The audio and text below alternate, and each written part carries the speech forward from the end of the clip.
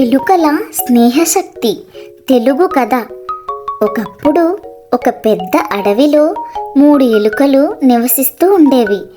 వాటి పేర్లు చిట్టి, బంటి మరియు పింకీ. వీరు ముగ్గురు చాలా మంచి స్నేహితులు.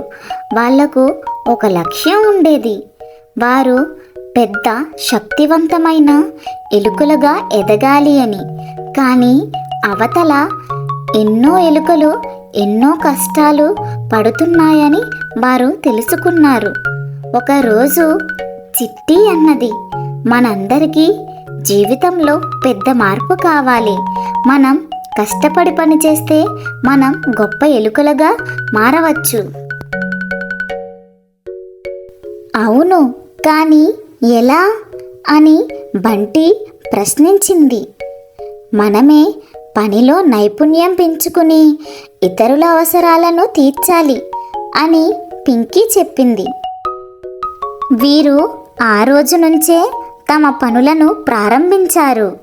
చిట్టి అడవిలో ఆహారం సేకరించడంలో బిజీ అయ్యింది. ప్రతిరోజు చిన్నపాటి చెట్లు, పచ్చగడ్డి, ఆకులు సేకరించుతూ అవి తన సహచరులకు అవసరమైనప్పుడు పంచేందుకు సిద్ధంగా ఉండేది. బంటి పంటల విషయంలో శ్రద్ధ వహించేది. అడవిలోని పంటలను సేకరించి వాటిని సురక్షితంగా నిల్వ చేసేది.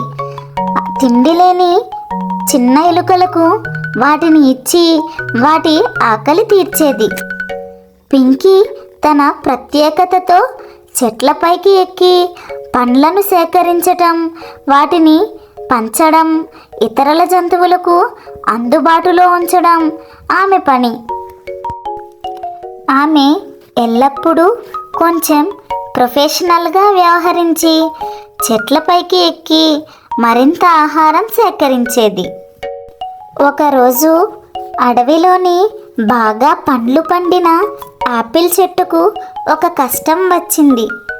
కాలేయ అనే పాము ఆ చెట్టును నాశనం చేయాలని ప్రయత్నించింది. ఈ విషయాన్ని తెలుసుకున్న చిట్టి, బంటి మరియు పింకీ 3 ఎలుకలు భయపడకుండా అందరి భద్రత కోసం ఒక మంచి ప్రణాళిక వేసి కాలేయ అనే పామును దూరం చేయాలని నిర్ణయించుకున్నాయి. పాము అటుగా వచ్చే సమయాన్ని గమనించి చిట్టి మరియు బంటి చెట్టు చాటు నుంచి పాముకు కనిపించేలా మరియు వినిపించేలా మాట్లాడుకోసాగాయి. ఈ చెట్లు పండ్లు తిన్న జంతువులేవి బ్రతకడం లేదంట, ఈ పండ్లలో ఏదో విషం దాగి ఉందంట అని మాట్లాడుకుంటూ ఉన్నాయి.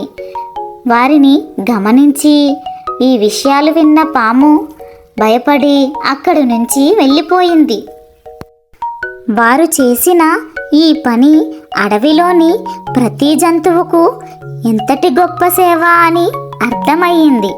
చివరికి అడవిలోని ఎలుకలు అన్నీ కలిసి చిట్టి, బంటి మరియు పింకీ 3 ఎలుకలను వారి తెలివితేటలు, కష్టపడి పనిచేసే తనాన్ని, దృఢ సంకల్పం వల్ల నాయకులుగా ఆదర్శంగా ఎంపిక చేశాయి. చిట్టి, బంటి మరియు పింకీ ప్రతిరోజు తమ పనులు చేసుకుంటున్నప్పుడు వారు తమ సొంత స్వప్నాన్ని నిలబెట్టుకున్నామని గర్వంగా భావించేవి. కష్టపడితేనే గొప్పతనం సాధిస్తాము అని చెప్పడం పట్ల ఇతరులందరికీ ప్రేరణనిచ్చేవారు.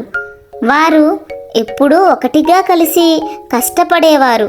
తమ సామర్థ్యాలను పెంచుకుని అందరికీ ఆదర్శంగా నిలిచారు. వారి ఆలోచనలు, ప్రణాళికలు మరియు సంకల్పం అనేక ఎలుకలకు ఉపకారం చేశాయి. మరియు ఎలుకలు ఎప్పటికీ తమ పని మరియు సహాయం వల్ల అడవిలోని గొప్ప నాయకులుగా నిలిచాయి. ఈ కథలోని నీతి, మీకు కావలసినది సాధించడానికి కష్టపడి పని చేయడం అవసరం. నిబద్ధత, సంకల్పం మరియు శ్రమతో మీరు ఉన్నత స్థాయికి చేరుకుంటారు. మరియు కష్టాల్లో సహాయం చేసే ప్రయత్నం చేయడం మిమ్మల్ని గొప్పవారిగా మార్చుతుంది.